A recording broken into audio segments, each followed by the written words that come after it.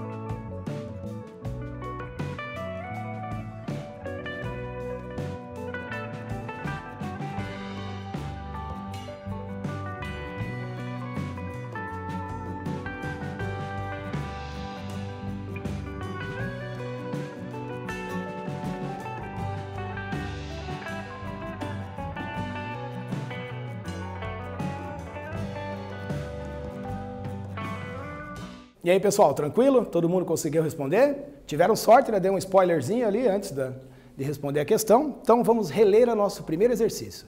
Escreva o conceito de tecnologia. Vamos à resposta. Então, é o uso de técnicas e do conhecimento adquirido para aperfeiçoar, melhorar o que já existe ou facilitar um trabalho. Pode ser na área das artes, ou resolução de problemas, ou a execução de qualquer tarefa específica. Beleza? Então, vamos em frente. Então vamos começar aqui voltando lá na pré-história, né, e entendendo como foi esse desenvolvimento tecnológico, de que modo ele veio transformando as paisagens e a dinâmica da natureza. Então a evolução tecnológica ela se confunde com a própria evolução do ser humano, né?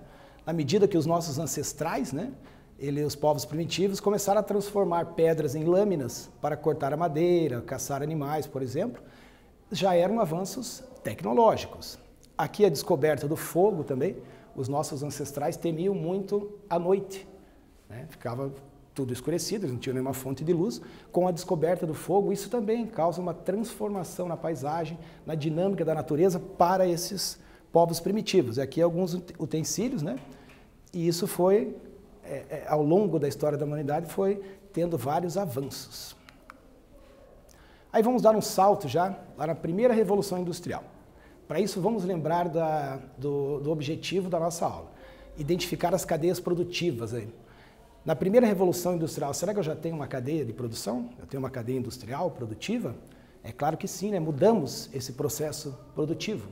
Antes ele era artesanal, manufaturado, feito com as mãos. Há uma mudança no processo, a utilização das máquinas, a divisão do trabalho para fabricar um determinado produto. Cada trabalhador fabricava uma peça daquele produto. E novas relações de trabalho. Nós já temos o início do trabalho assalariado. E essa primeira revolução acontece de 1760 até meados de 1850 na Inglaterra. E, lógico, depois outros países europeus também foram se industrializando. Importante também aqui a fonte de energia, a matriz energética utilizada na primeira Revolução Industrial. Era retirado o carvão mineral das minas de carvão, né? Faziam-se as galerias subterrâneas para exploração, usava-se carga explosiva, a força animal. Lógico que ocorriam acidentes, né? Os trabalhadores eram, por vezes, enterrados vivos e usavam também o trabalho infantil. O trabalho nas minas, a mineração, ela traz, apesar da regulamentação que a gente tem no mundo todo, às vezes pode trazer muitos problemas, né? E nesse caso aqui, a gente teve no Chile, né, alguns anos atrás, também trabalhadores que ficaram soterrados em uma mina de exploração, né? Aí as consequências ambientais da Revolução Industrial. A primeira, lá no século XIX, no século XVIII e XIX. A cadeia produtiva já começa a surgir, as linhas de produção, e infelizmente já começa a emissão de gases poluentes, a queima do carvão mineral, né, sem nenhum tratamento, é lançada in natura na atmosfera. Desde esse período, já em meados de 1800, nós, seres humanos, começamos a emissão desses gases poluentes e temos as consequências até hoje. Vamos lá, um questionáriozinho sobre a primeira Revolução Industrial. Vamos ler aqui a questão. Primeiro questionário. A primeira Revolução Industrial trouxe uma grave consequência ao meio ambiente, que ocorre até hoje. Qual é essa consequência? Beleza? Reloginho na tela para vocês, vamos lá.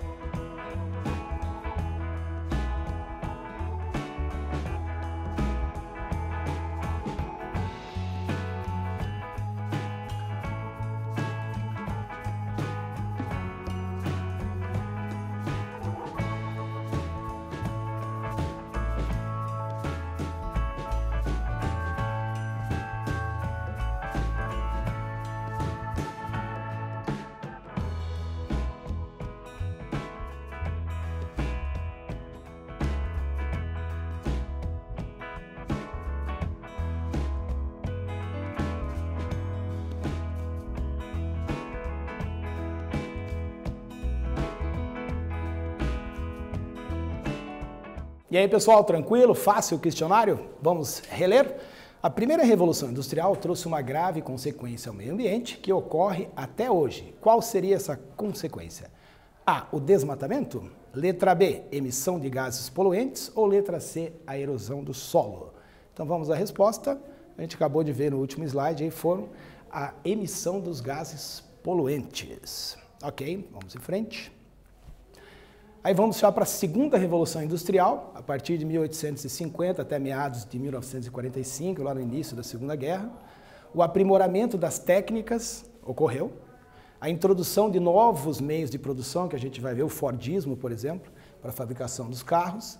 E a substituição do ferro, do carvão mineral e da energia a vapor vão dar espaço nessa segunda fase para o aço, a eletricidade e o petróleo. Aí o desenvolvimento tecnológico da segunda revolução industrial possibilitou diversas atividades aqui. A produção em massa, isso aqui é muito importante. A produção se tornou muito acelerada, em menor tempo, e eram muitos produtos. Então eram produtos excedentes, uma produção excedente que acabou iniciando o comércio mundial. Então os países industrializados tinham que escoar essas mercadorias. A automatização do trabalho se tornou mais intensa, mais máquinas substituindo o ser humano. Tivemos diversos invenções nesse período. Entre elas, a gente pode listar a televisão, o radar, a invenção do Fordismo. O Ford criou a linha de produção. A descoberta da penicilina, né, que também tem a ver com esse processo aí das nossas atividades humanas. A expansão das ferrovias também. Outro avanço significativo no transporte, né? Para vocês terem uma ideia, no Brasil, né, as ferrovias possibilitaram a ocupação do nosso território. Então funcionou assim, nós fomos crescendo, a nossa população foi crescendo, com os avanços da medicina, aqui da indústria química, e nós fomos aumentando a nossa expectativa de vida. E assim, aumentando a demanda pelos recursos. E as ferrovias foram importantes nesse sentido. No Velho Oeste americano, por exemplo, a Pacific Railroad, que era a primeira ferrovia transcontinental, ela atravessava o território americano de leste a oeste e possibilitou a ocupação do Velho Oeste. As ferrovias recebiam, pela construção da malha ferroviária, recebiam a concessão da margem direita e esquerda da ferrovia. E assim foram surgindo estados e cidades americanas aceleradamente isso. Aí na segunda temos a indústria elétrica, né, o Thomas Edison e os inventores aí criaram esta nova fonte de energia, a indústria química com os avanços na medicina e os modos de organização dessa produção industrial. Infelizmente, todas essas revoluções tiveram consequências ao meio ambiente, né? As revoluções industriais, principalmente a primeira e a segunda, trouxeram a urbanização, o surgimento das cidades, né? Isso é característica da indústria. Aonde você tem uma indústria, ao redor dela vai se criar toda uma rede urbana. E foi isso que aconteceu. E no início, né, lá na primeira, na segunda revolução industrial, as cidades eram muito desorganizadas, a ocupação era desordenada, não existia saneamento básico, eram cidades extremamente poluídas. Dentre essas consequências, nós temos a poluição atmosférica, que a gente falou, a contaminação da água e do solo, né, com esses resíduos sendo lançados nos corpos d'água, retirada de florestas, muito intenso, aconteceu aqui no Brasil, no Paraná também, geração de resíduos sólidos, ocupação desordenada do solo e a contaminação dos cursos fluviais, né, que são os rios. Vamos lá, mais um exercíciozinho agora sobre a segunda revolução industrial. Vamos ler aqui, ó. Escreva sobre alguns aspectos do desenvolvimento da segunda revolução industrial. Beleza, galera? Reloginho na tela para vocês lá.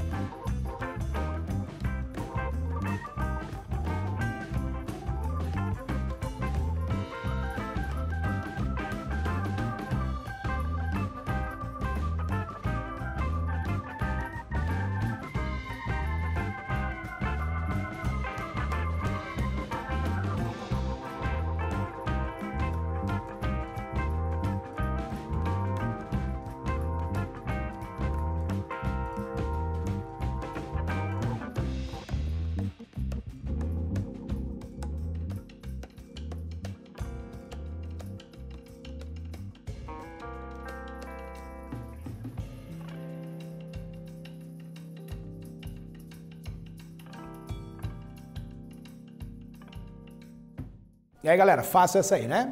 Então, vocês escreveram lá sobre alguns aspectos do desenvolvimento da segunda revolução industrial. Tanto o principal foi a substituição da matriz energética pelo petróleo, o surgimento da indústria elétrica e química, que a gente viu, a produção em massa e a automatização da produção. Aí, a partir da segunda revolução industrial, também é importante lembrar que já passa do motor a vapor, né, do James Watt, já passa para o motor a combustão do Nicolau Otto. E aí a terceira, que nós estamos vivendo, começou a partir da década de 50, a gente conhece bem, no pós-guerra, que é a terceira revolução industrial, que vai incluir os avanços de alta tecnologia. Dentre eles nós temos a robótica, né? E lembre-se, um robô não é só uma máquina que imita o ser humano, né? Por exemplo, caixas eletrônicos, aquelas máquinas que você compra o café, são todos robôs que trabalham para facilitar a nossa vida, né? Diminuir o nosso esforço. Os avanços na genética, né? Com a quebra da cadeia de DNA do ser humano, a informática, todos os aparelhos e softwares que nós conhecemos, nas telecomunicações, a chegada da rede mundial de computadores e na eletrônica. Essa revolução foi chamada de Revolução Técnico-Científica Informacional. E eu trouxe para vocês aqui um exemplo, esse até não é tão recente, é de 2010, o robô professor, que dava aulas de inglês para alunos em Seul, na capital da Coreia do Sul. Imagina um robô professor, hein? E a terceira revolução industrial também trouxe máquinas mais eficientes, inteligência artificial e todos esses avanços que a gente conhece, que os instrumentos são muito mais precisos, a chegada dos robôs, que a gente acabou de falar. E, por outro lado, economicamente, isso foi um ponto negativo para a mão de obra, diminuir os gastos com mão de obra, a máquina substituindo os seres humanos. Diminuir o tempo que se leva para fabricar, né, o produto que chega até a nossa casa. Então, essa produção acelerada, esse desenvolvimento tecnológico, ele veio transformando as paisagens e a dinâmica da natureza. A emissão de gases poluentes, o surgimento das cidades, a retirada dos minerais, né, das áreas naturais, desconfiguram todo aquele espaço. E as consequências ambientais, né, esse grande desenvolvimento, lógico que ele traz benefícios, ele não é um vilão, não é o malvado da história, mas as consequências, né, se não é bem desenvolvida a tecnologia, se você não usa uma cadeia produtiva de inovação, que a gente vai ver mais à frente, as consequências podem ser negativas. Esse grande desenvolvimento trouxe uma nova relação do ser humano com o meio ambiente. Os recursos naturais passam a ser explorados de maneira irracional. Mas, recentemente, nós estamos mudando essa ideia, esse relacionamento, estamos revendo tudo isso para que a gente possa fazer um uso sustentável dos recursos naturais. Aí eu trouxe aqui, por curiosidade, para vocês darem uma olhada, alguns exemplos, uma notícia, né? 10 projetos de carros voadores, que em breve estarão à disposição do ser humano. Até 2030, agora com a pandemia, provavelmente os projetos foram interrompidos, mas nós temos aqui, eu trouxe alguns carros voadores. O carro da Boeing, que tem uma autonomia de 80 km, mais ou menos, dá um destaque para o PAL-V. Esse aqui seria vendido no Brasil já, nesse ano. Custaria R$1.800.000 este carro voador. Os testes já estão sendo feitos. A Embraer X, que é uma subsidiária da Embraer aqui do Brasil, também está produzindo carros voadores. Carro voador da Uber. Né? O da Uber é interessante que a empresa prometeu que os voos terão o mesmo preço das movimentações por terra. Então, a tecnologia que está sendo desenvolvida, às vezes passa desapercebida, a gente já está acostumado com isso, mas é impressionante o que o ser humano tem feito ao longo da nossa história tecnológica. Aí eu pergunto a vocês, para que essas cadeias produtivas, essas cadeias industriais, elas tenham sucesso, né? Elas precisam de fontes de energia. E de onde vêm essas fontes? Vêm da natureza. A hidrelétrica, por exemplo, o aproveitamento da água dos rios, os combustíveis fósseis, que são os mais utilizados, petróleo, carvão e o gás. Aí as energias limpas são pouco utilizadas, infelizmente. Tem a eólica, que movimenta os cataventos e gera a energia elétrica. Os biocombustíveis, né, que também vão na contramão dos combustíveis fósseis, né, que é a utilização da queima da biomassa. Pode ser feito biocombustível com oleaginosas, com mamona, com milho, soja. A energia solar, também pouco utilizada, que vai captar a energia do sol. E a nuclear, que utiliza o urânio, né? Um elemento químico radioativo. Pra vocês terem uma ideia, uma pastilha de urânio pode gerar energia elétrica para uma família de 4 pessoas durante um bom tempo. Aqui as fontes de energia espalhadas pelo mundo todo. Perdão, essa aqui é do Brasil. A nossa é a maior, é a hidráulica, né? Pela presença dos rios aqui no nosso território brasileiro, nós temos 12% e quase 20% da água doce do mundo. Então a energia hidroelétrica é muito utilizada, as demais têm um papel pequeno aqui na geração de energia. Em comparação ao mundo, né, o petróleo e o carvão mineral são os mais utilizados. A hidrelétrica, né, que é a nossa aqui, fica 2%. O nosso país tem esse privilégio de ter esses rios que são capazes de gerar energia. Aí um exemplo aqui, a hidrelétrica de Itaipu, a nossa hidrelétrica, que é a segunda maior do mundo. Hoje nós temos na China a usina de Três Gargantas, que é bem maior que a Itaipu. No Nordeste brasileiro também pode-se explorar energia eólica, tem uma imagem aqui dos cataventos no Piauí, e a exploração de petróleo no Rio de Janeiro. Então vamos a mais um questionário aí rapidinho. Quais são as fontes de energia menos utilizadas no Brasil? Beleza? Reloginho na tela para vocês.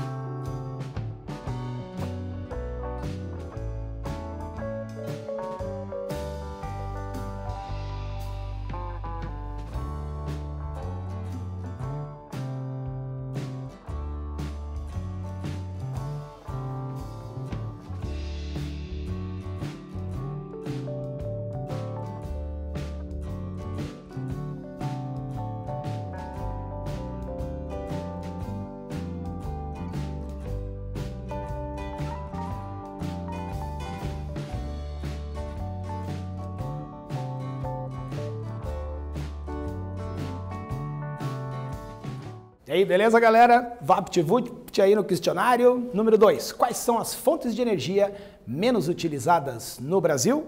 Resposta correta, a energia nuclear e a energia solar. No Brasil, nós vimos no gráfico, a mais utilizada é a hidrelétrica, mas nós temos geração de energia nuclear, nós temos usinas nucleares, nós temos geração solar, também não tem uma participação tão significativa, mas também existe. Beleza? Então vamos em frente. E aqui, eu trouxe uma cadeia produtiva para vocês darem uma olhada, a cadeia produtiva do leite. Como funciona então uma cadeia produtiva? É o produto saindo desde lá da matéria-prima até chegar na mesa ou na nossa casa. Aqui tem a produção do leite, depois o leite vai para uma usina de resfriamento, depois do resfriamento ele é transportado para a indústria para fazer uma análise, um tratamento térmico desse leite, ele é envasado, mandado para o comércio e vai chegar até as nossas casas. Essa é uma cadeia produtiva tradicional. Agora nós temos aqui uma cadeia de inovação, por exemplo. Trouxe uma notícia aqui, as cadeias produtivas da agropecuária na Amazônia. No ano passado, o governo brasileiro buscou ações para criar ferramentas e acompanhar essas cadeias, né, na questão da sustentabilidade. Então, as cadeias produtivas de inovação, elas consideram os recursos naturais que estão envolvidos, para que haja menos agressão a esses recursos durante a cadeia produtiva, aproveitando energias limpas, o combustível também, biocombustível, e são inseridos vários elementos aí para que essa cadeia não seja tão agressiva ao meio ambiente. E aqui, para a gente encerrar, falando sobre tecnologia, o nosso estado do Paraná tem um centro, um instituto tecnológico, que desenvolve tecnologia aqui no nosso estado. E Maringá agora vai ganhar um parque tecnológico, né, do Tecpar. O Tecpar é um instituto que completou 80 anos de existência, foi fundado em 1940 e é um instituto de ciência e tecnologia do Paraná. Ele tem a sede aqui em Curitiba, tem na cidade industrial, temos uma sede em Araucária, na região metropolitana, tem em Jacarezinho, agora Maringá vai ganhar, né, um parque tecnológico que vai ter mais de 100 mil metros quadrados, com uma estrutura de primeiro mundo para os interessados em investir em tecnologia aqui no nosso estado. Beleza? Então vamos aí ao nosso último exercício. Escreva sobre o funcionamento da energia hidrelétrica, essa energia que é mais utilizada aqui no nosso país. Beleza? Reloginho na tela para vocês.